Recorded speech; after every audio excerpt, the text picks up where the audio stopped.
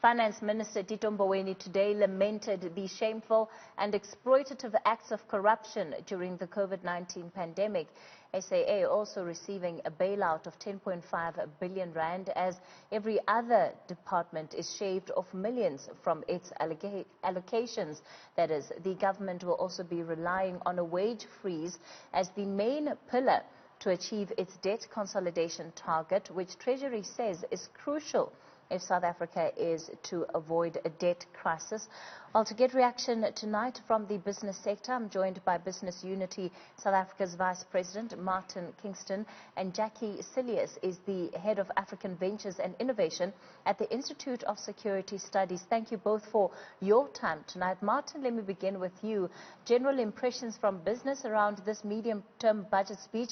Is it what you needed to incentivize business to, I suppose, get more involved in the work of creating jobs?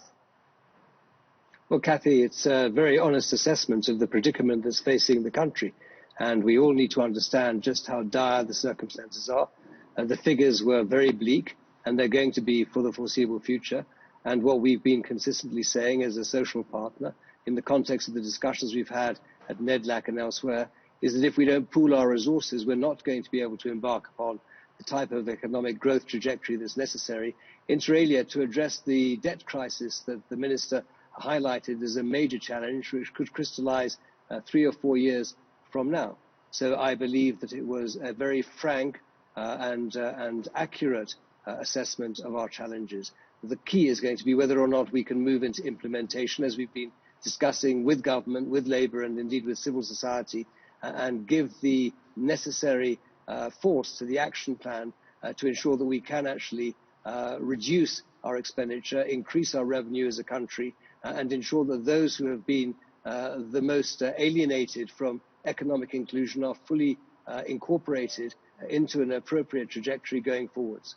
Jakkie, some of those that we've already spoken to today have said the speech lacked a level of dynamism in terms of how the country plans on solving some of the key problems that we're facing in this moment.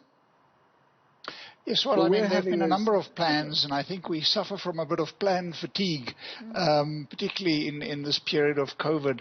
But this is the plan that government is putting on the table. We all have to get behind it. It's tough times. And I think that the Minister gave, as Martin indicated, a very honest, I thought, assessment and quite a balanced assessment of where we are. Big challenges, are they going to be able to deal with organised labour? I think that's the big question that we all have to answer. But I think that there's a sense of realism. As Martin indicated, it's now a question, can government really come to the table in implementing? And we face many problems with regard to how government is just able to focus and implement many of its grand plans. But I was quite impressed by the presentation. Martin, it's one thing to be able to diagnose what the problems are. It's another, of course, to speak about solutions and implement policy that's going to lead to some of that. As business, there are several things that you've highlighted, which it's not the first time you would have been hearing. In fact, you've long asked for the ease of doing business, as an example, stable and predictable policy framework. These are issues that you've long been putting on the agenda, but are still not satisfied with what has come out. Well, the reality is that nothing has been done yet. I think it's now understood by government. The President said this 2 weeks ago. The Minister of Finance was very forthright that it's going to be the private sector that's going to have to drive investment-led growth in the country. And to do that, we need to have the right type of enabling environment. We need to have alignment amongst policies. And as a country more broadly, we need to implement fundamental structural reform. We can only do that if government is going to take the necessary steps, aided and abetted by its social partners. The Minister of Finance again today was very clear about the fact that the private sector is going to have to work with government, including in the context of Project Vulindlela, which is to actually sweep aside all the obstacles to doing business so that we can actually increase our level of competitiveness. If we don't do that, then the low levels of confidence won't be restored, confidence levels that were severely damaged most recently and currently, of course, by the pandemic. We're going to have to restore confidence levels, and we can only do that if there's decisive action implemented as a matter of urgency. Jackie, what's undeniable is that the way in which we work will fundamentally change, especially for as long as COVID-19 is with us. One of the latest surveys coming out of the World Economic Forum is how digitization effectively is going to lead to the end of many traditional jobs. And this is not necessarily something that government would have factored into its budget policy statement. But let's talk about what the impact of the changing world around us, while we're still grappling with some of the fundamental issues, also then means for us. Yes, I mean, there's no doubt that South Africa was already, as we all know, in a bad situation when the COVID crisis hit us. And we are therefore, as the Minister said today, more or less back where we were in 1994. And a lot of that has to do, unfortunately, with poor and bad governance, poor implementation, particularly under the Zuma administration. So we have to dig ourselves out of this hole. And as you indicate, then we're faced with the challenges of this new work environment that we all have to get accustomed to, and an environment where many South Africans do not have access and will be further marginalized in a country that has the highest levels of unemployment, highest levels of inequality in the world. So this is going to require a big slog and a commitment. And we all will have to come to the table to try and make this work. And trying to deal with the levels of exclusion that this is going to create in getting access to this new type of work is going to be a big challenge for South Africa. It's going to require really putting our shoulder to the wheel. Martin, are there silver linings here, you know, as business? What are the things that make you hopeful about the country and about some of the solutions that are on the table? Surely it can't all be bad news?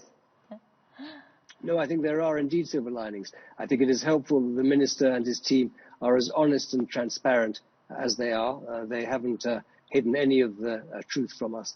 The second is that the pandemic has actually created an opportunity for social cohesion, for social partners working together in a manner that they have never done since 1994. We need to harness that.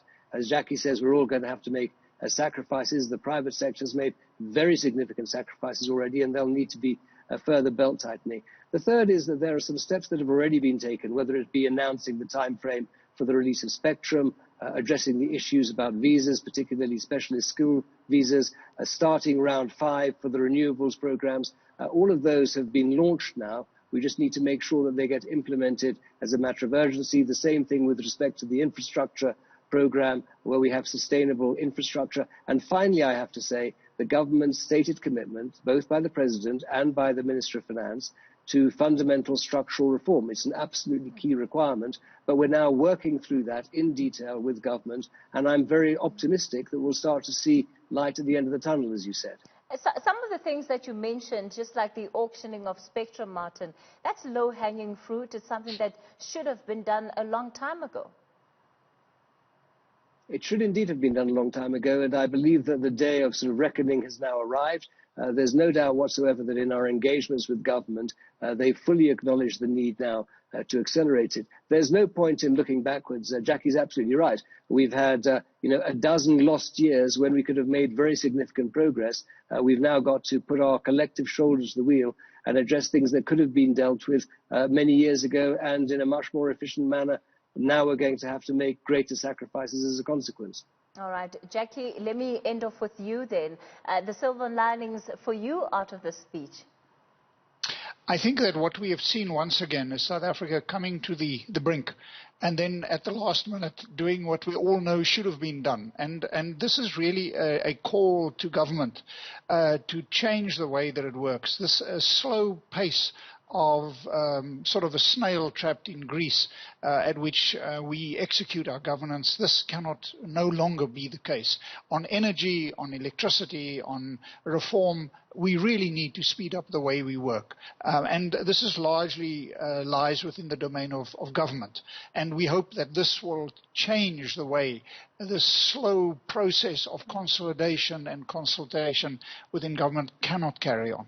Busas, Martin, Kingston and Jackie Cilliers from the ISS. Let me thank you both for your time tonight.